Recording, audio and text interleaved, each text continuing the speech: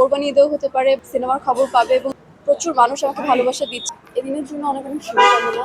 আর তাদের পথ চলা যে শুরু হয়েছে, আমি এতটুকুই আশা করবো যেন দীর্ঘ পথ চলা হয় তাদের। আর আমাদের যে পত্রিকাগুলো আছে এত বছর যুগ যুগ ধরে চলে এসেছে, তাদের মতো যেন এইভাবে দীর্ঘমেয়াদী এগিয়ে যায় এবং আমাদের যে যে সেক্টরেই আমরা আছি না কেন, যে খবরাখবরগুলো আমাদের ঘরে ঘরে পৌঁছে দিচ্ছে যে সাংবাদিক ভাই বোনেরা আছে, এবং ওইভাবেই যেন এদিন পত্রিকাটি এগিয়ে যায়, এই শুভকামনায় করছি।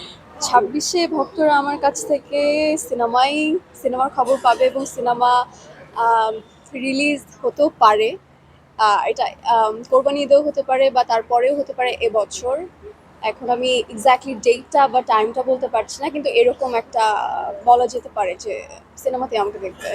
আমার আসলে সত্যি কথা বলতে আমি একটু লজ্জা পাই, বিব্রত বোধ হয় আমার অ্যাওয়ার্ড নিতে, কারণ আমার জাস্ট পথ চলা শুরু আসলে মিডিয়াতে, দুটো সিনেমা করেছি। আর আমি যখন আমার কাজ দেখে আমি এতটা আমার লজ্জিত ফিল হয়, আমার বারংবার মনে হয় যে প্রচুর ভুল, আরও অনেক ভালো করতে হবে। কিন্তু তারপরেও যখন আমাকে ভালোবাসার খাতিরে হোক, প্রচুর মানুষ আমাকে ভালোবাসা দিচ্ছে এবং আপনারা যারা মিডিয়াতে আছেন সবাই যখন একত্রিত হয়ে আমাকে পুরস্কৃত করে, আমি যখন অ্যাওয়ার্ড পাই তখন এটা শুনতে আসলে ভীষণ পরিমাণে ভালো লাগে। আর অ্যাওয়ার্ড গ্রহণ করতেও ভালো লাগে, কিন্তু তার সাথে একটু বিব্রতিকর সিচুয়েশনও আমি আসলে থাকি যে নেওয়াটা কি ঠিক হবে, আমি কি এটার উপযুক্ত, এরকম অনেক কিছু আমার চিন্তা ভাবনা মাথার মধ্যে ঘোরে। সেই তো আমি আসলে এক কথাই বলতে চাই যে আমি এতটুকুই চাওয়া, দেশ দশের সকলের যেন মঙ্গল হোক, প্রত্যেকে যেন যে যার অবস্থান থেকে ভালো থাকে, কারোর যেন খারাপ কিছু না হয়, যে যেই পজিশনে কাজ করছে না কেন। আবার অনেকে এখন বলছে যে মেয়েদেরকে এবং ছেলেদেরকে ভিন্নভাবে দেখা হচ্ছে, এটা যেন দেখা না হয়। কারণ বেগম রোকেয়ার আমল থেকে আমরা দেখে আসছি, তখন এই প্রবলেমটা, আবার এখন এই প্রবলেমটা 2026-এ এসে আমরা ফেস করছি। তো আমাদের জেনারেশন পাল্টেছে, আমাদের সময় বদলেছে, অনেক কিছু আপডেট হয়েছে, কিন্তু আমাদের মন মানসিকতা যদি আপডেট না হয় আসলে, তাহলে খুবই মুশকিল। শুধু এতটুকুই বলবো যে দিন শেষে যেন আমরা সবাই ভালো থাকি, যে সরকারি আসুক না কেন, দেশটাকে যেন সুন্দর করে গুছিয়ে আমরা যেন দিন শেষে এতটুকুই মানে শান্তিতে যেন আমরা ঘুমাতে পারি, আমাদের যেন কোনো টেনশন না থাকে সকালে আমার বাচ্চা ঠিকমতো স্কুল যেতে পারবে কিনা, আমি অফিসে যেতে পারবো কিনা, আমার কর্মস্থলে আমি কাজটা ঠিকমতো করতে পারবো কিনা, সে মেয়ে হোক ছেলে হোক, এই টেনশনটা নিয়ে আমরা আসলে ঘুমোতে চাই না। তো যেই আসুক না কেন যেন শান্তিপূর্ণ দেশ গঠন করতে পারে, এতটুকু চাই। এখনো জানি না, কারণ আমার তো মাঝখানে আমি এখন বলতে পারছি না আসলে, কারণ আমার বাড়ি তো খুলনায়, তো আমার ভোট দিতে গেলে খুলনা যেতে হবে। সো ওই টাইমটা ম্যাচ করে খুলনা যাওয়া উচিত, তারপরে আমি আপ্রাণ চেষ্টা করবো ভোট দেওয়া উচিত নাগরিক হিসাবে।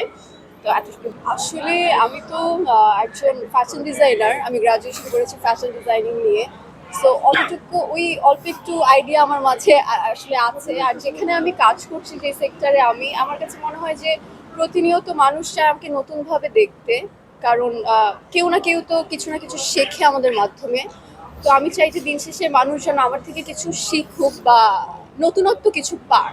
তো আমার কাছে মনে হয় যে যখনই আমি যাই না কেন, সেটা যে গেটআপেই থাকি না কেন, নতুনত্ব মানুষ কিছু পাক। আর আজকে শাড়ি পরে এসেছি, কারণ মনে হচ্ছে অনেকদিন শাড়ি পরা হয় না, মানুষের অন্যান্য ড্রেস আমাকে প্রচুর দেখে ফেলেছে, জন্য আজকে আবার শাড়ি পরেছি। মানে 42 কেজি ছিল, একটা অ্যাওয়ার্ড প্রোগ্রামই করেছিলাম, একটা রেড কালার ক্রিস্টাল দেওয়া ছিল পুরোটা ড্রেসে, অনেক ভার ছিল। এখন আমার মনে আছে ওটা শেষ করে যখন আমি বাসায় গিয়েছি, আমি দেখছি আমার হাতের এখানে সব চিড়ে চিড়ে গিয়েছিল। ইটস ফাইন, করতে হবে, কিছু করার নেই। ভক্তদের জন্য আমি এতটুকুই বলবো, আমি আপনাদেরকে প্রচুর পরিমাণে ভালোবাসি, কারণ আপনারা আমাকে যে পরিমাণে ভালোবাসা দিয়েছেন, সাপোর্ট করছেন স্টিল। আর এতটুকুই বলবো যে সামনে আমার প্রচুর কাজ আসছে, বাংলা সিনেমা দেখবেন, বাংলা সিনেমার সাথে থাকবেন এবং আমাকে প্রচুর পরিমাণে ভালোবাসবেন। আমার সিনেমা হলে আসলে সব সিনেমা দেখবেন, তার পাশাপাশি বন্দিরা সিনেমা দেখবেন।